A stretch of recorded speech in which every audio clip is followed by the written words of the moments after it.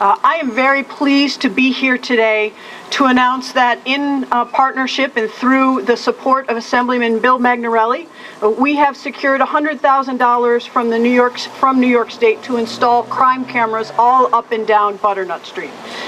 These cameras, when I first announced that we would be pursuing cameras for the city of Syracuse on a test case, we installed them in the near west side. And what I had happen immediately was folks from the Northside came up and said, we want cameras on Butternut Street. I said to them, when we find out if they're effective and when they're effective, you will be next on the list.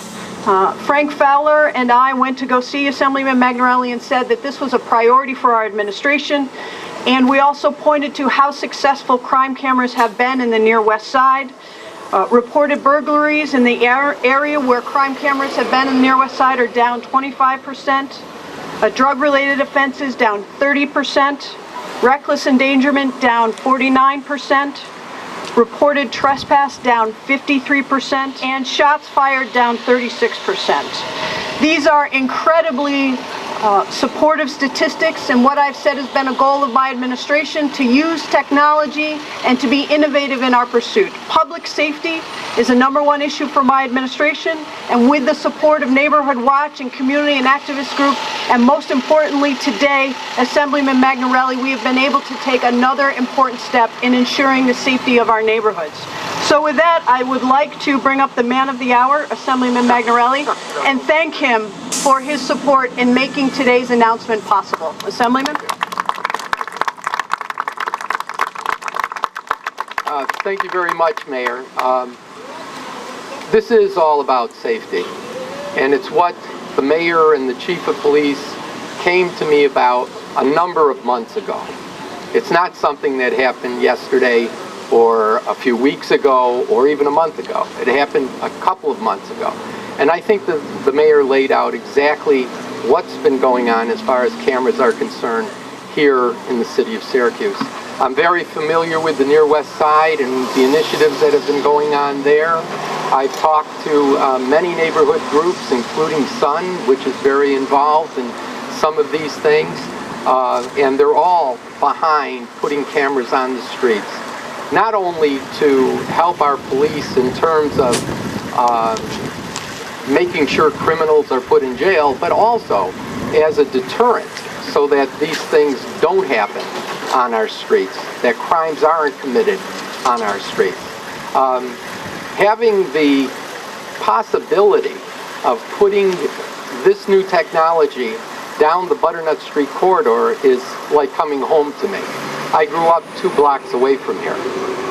This corner where Crest Drugstore used to stand was our drugstore. This is where we came almost daily for one thing or another to go drugstore shopping, so to speak. It's something, the area is a place that I care about deeply. But again, it was the mayor, it was Chief Fowler, who came to me and said the safety of this community is requiring that we do more, and that these cameras would go a long way to making sure that this corridor is safe. It's also something that I've been involved with for many, many years. When I was on the Common Council over 15 years ago, I voted for cameras around Nottingham High School. And at that time, it was controversial. But I know that those cameras worked out well to protect that building and to protect that area from vandals, which they were having a lot of problems with at the time. So I'm not surprised by the statistics that the mayor has given us today, that this technology does help us in the long run to make sure that this community is safer. So I'm very happy to be here today. I thank the mayor and the chief of police for all their cooperation and assistance. I'm always there to help wherever I can. So thank you very much, Mayor. So with that, let me open it up to questions. 4 years ago to the day, we were at a corner up the street talking about the need to address crime issues, the need for cameras, the need at the time to put cameras in the There's been no delay. We have cameras. We have foot patrols going up and down Butternut. We had at one point installed a special patrol on Canal Street. Crime is something that you have to get up every day and pay attention to and fight. And my administration has been doing that for 4 years. We have the statistics to prove it. I promised people cameras 4 years ago. You said to the day. Guess what? We've got cameras here all up and down Butternut Street.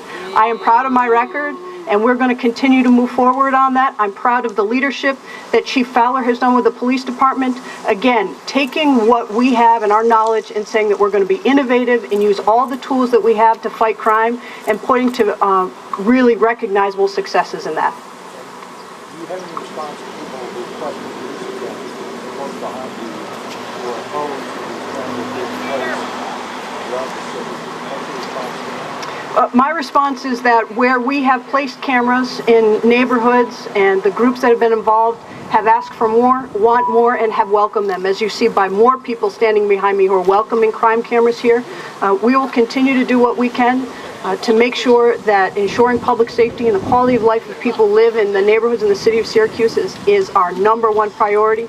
Crime cameras, having police stations, having a police department and leadership that is responsive to people's issues, all goes under that category.